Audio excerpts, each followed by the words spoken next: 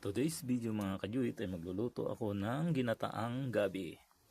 So, ito lang yung mga sangkap natin gagamitin.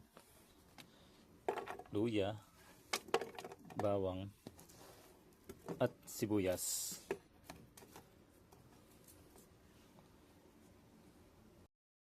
At syempre, itong gabi mga kajuit na hiniwa ko lang ng maninipis.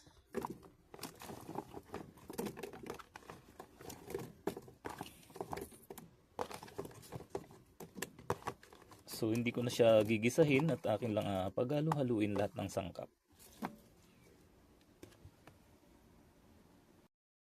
Ayan, coconut milk and cans yung ating gagamitin. Bali ano to mga kajuit, 400 ml.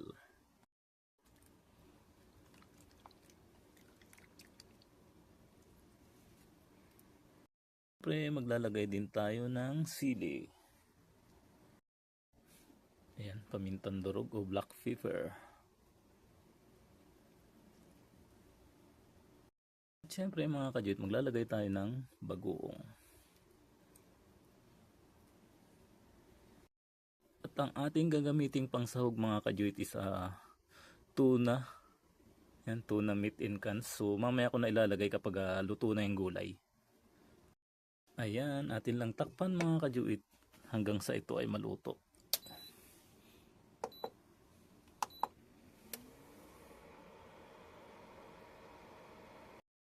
So, antayin lang natin kumulo mga kajuit hanggang sa ito ay maluto.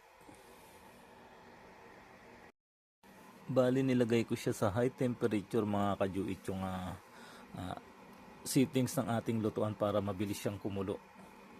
So, ayan mga kajuit, mapapansin nyo kumukulo na. So, pwede na nating bawasan yung temperature. At pwede na rin natin ilagay yung sahog mga kajuit. Ito nga yung tuna. So hindi ko na rin tinanggal yung kanyang mantika. Takpan lang natin ulit mga kajuit hanggang sa ito ay maluto.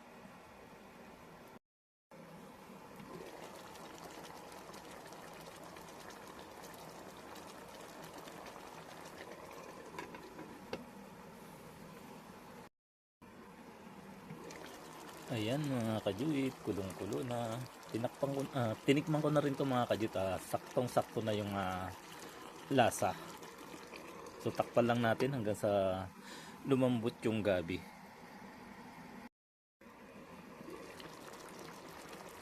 Ayan mga kajuit, malapit nang maluto ang ating ginataang gabi. So bali patutuyuin lang natin ng konti yung sabaw mga kajuit para masarap na masarap.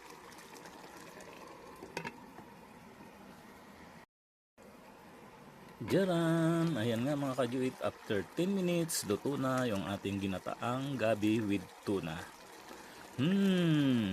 Yummy!